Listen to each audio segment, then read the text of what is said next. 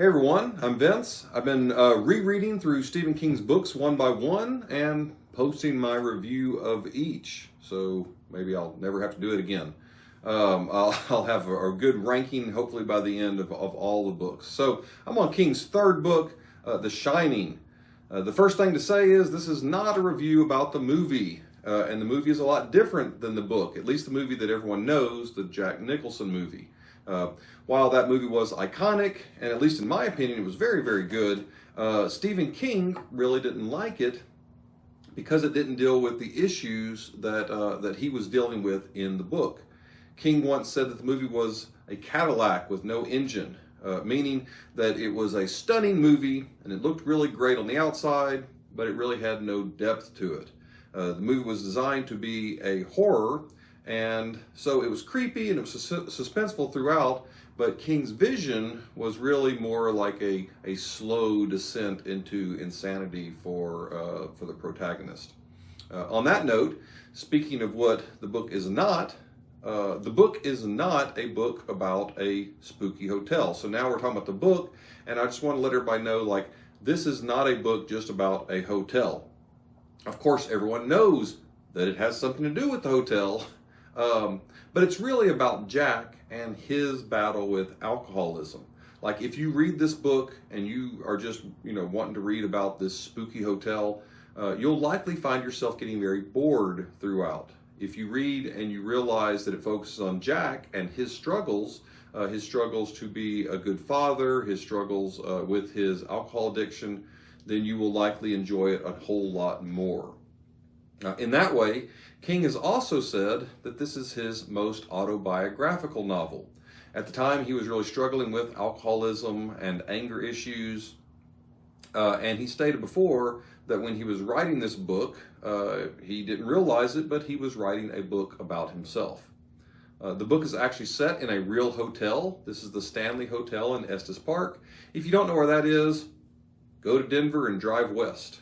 You'll hit Estes right before you hit the Rocky Mountains. I live near it. I always go out of my way whenever I go to Estes Park to drive by the overlook. The Stanley. The outside of the hotel is what you see in the Jack Nicholson movie, but the inside is not the same. King and his wife Tabitha were actually staying at that hotel right before it closed for the winter one year, and that's when King had his idea for this book. Okay, before I get into the review of The Shining, I want to start off by saying that I added 2 new categories to my reviews, and so I need to go back and update my first 2, for the first book for Carrie and the second book for Salem's Lot. And then I think this will hopefully be the last things that I have to add. But anyway, the first category I added is called Clarity and Coherence. Mostly I'm wondering, like, did I walk away with questions? Did the story, not just did it make sense, but were there parts that I felt like should have been explored more or that were unanswered? For Carrie, I had no questions when I got done. I gave it a 5. For Salem's Lot, however, I did have one big question. I found myself wondering, just how small is this town? And for all these people to be turned into vampires and no one seems to notice, and then at that rate of exponential growth, like, wouldn't the whole world be converted to vampirism in less than a year? Other than that, I thought Salem's Lot was terrific, and so I gave it a 4 in this new category. The second category that I added, I called Existential Depth. And this category I've added, and it ranks the books on how much they deal with the human condition. How honest is it to the real world? How does it deal with suffering or justice or any of these categories that make us wrestle with being human? My reviews are almost entirely based on how much I enjoyed the book, and I just realized that I enjoyed reading a book that was a lot more, talked a lot more about these existential issues. So again, I gave Carrie a 5. I thought Carrie dealt with some very deep issues, namely bullying, being different, revenge and violence. So we really were kind of forced to ask the question, would I treat somebody differently if I knew that they were not weak and vulnerable?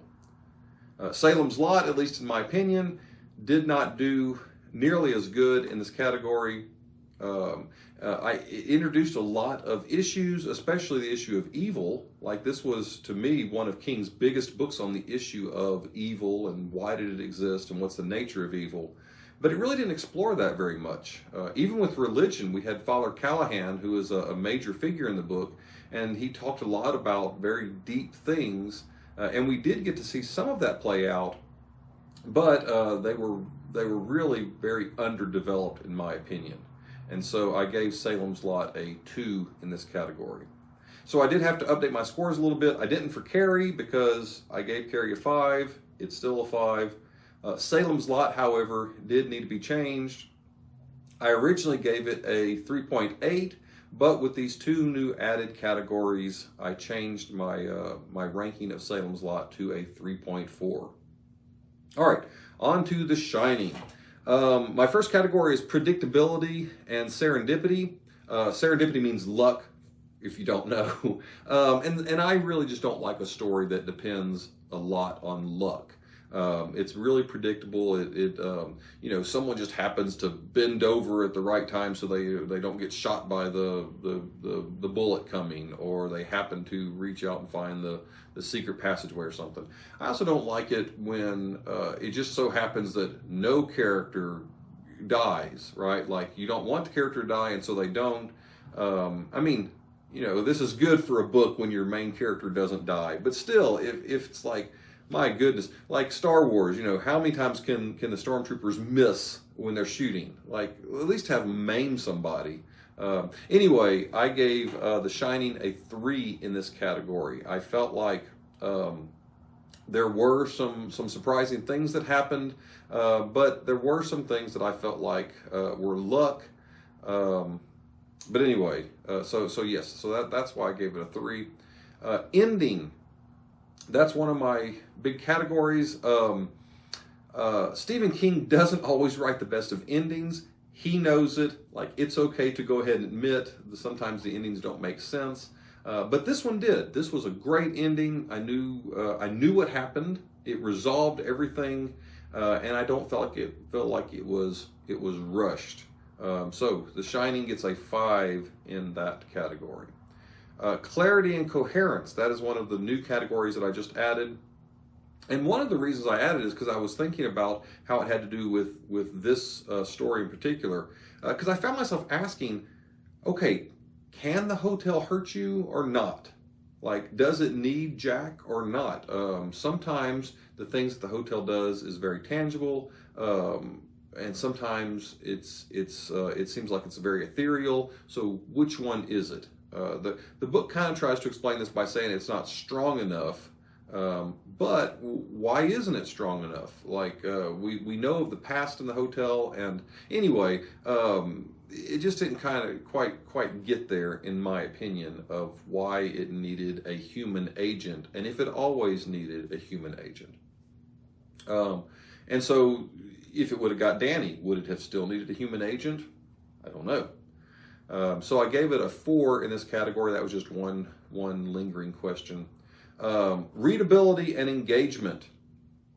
I felt like it was readable. It was pretty good. It was not overly wordy, but it did take some time to get into. And like I said, most of it is because the character of Jack.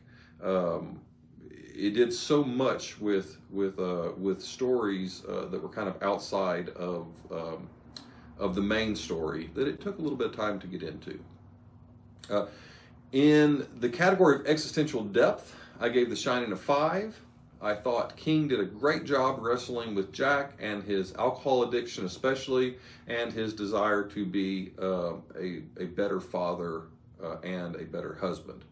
Of course, you know, like I said, King was going through this at the same time, so I'm sure he knew how it felt. So for existential depth, I gave The Shining a 5.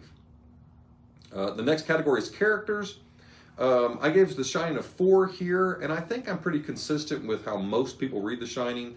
The character of Jack, terrific, very, very well done, but the other characters of Wendy, Jack's wife, and Danny, Jack's son, are are really not developed. They're almost like they're just there to push Jack forward. There's no growth there. Anyway, so there's a 4 in this category. Overall enjoyment, I gave The Shining a 4. It was terrific, like I said, terrific book. Few flaws here and there, but they really didn't detract too much from the overall story. I was engaged, and I would recommend this to others. All right, so that's all my categories, and so I ended up giving The Shining an overall score of a 4. I do like to say something about the audiobook when I do this, because I've done both. Although I will say the book I read like 30 years ago, so it's going to be kind of hard to compare that to the audiobook. But the audiobook for me, I did like it. I did like the person reading. I also liked the fact that I could skip forward a little bit, or not skip forward, but put it on a faster speed when it was kind of at a lull in the story. And then I could slow it down when I wanted to hear something more precise. So anyway, I did enjoy the audiobook. I think you'll enjoy it if you read this on audiobook, or if you read it not on audiobook. And then I like to say something about the King universe. This is really central almost to the King universe. Like, you could make an argument that The Shining is the cornerstone of the King universe. And that point is only slightly okay.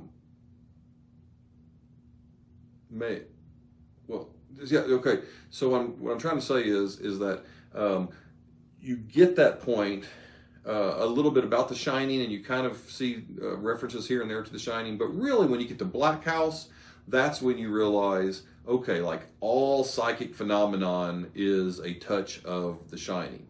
And this is really central to the nexus of the Stephen King universe, which is the Dark Tower. In fact, the breakers in the Dark Tower, first introduced in Hearts in Atlantis, shine. Like, they shine just like Danny Torrance. I remember, in fact, going to see the Dark Tower movie, which was terrible, by the way, with my son, and when we got out, he said, "So this is like a sequel to The Shining?" Like that's how much it has to do with The Shining. So if you're interested in the Stephen King universe, this is really an essential read. And this might be an unpopular opinion, but to me, the connections with The Shining were really overdone in the Stephen King universe. I was a big fan of the Dark Tower series, and in some ways still am. But I felt like it kind of started to go off course with Black House, and when it took that's when it took the bad turn. And the Shining connections really felt forced to me, and that's the reason why. All right. That is my review of King's third novel, The Shining. So what about you? What do you think? Have you read it? Do you feel like I nailed it, or do you think that I'm off? Feel free to share any agreements or disagreements with me in the comments. I would love to hear them, and I'd love to respond to them. All right. See you later.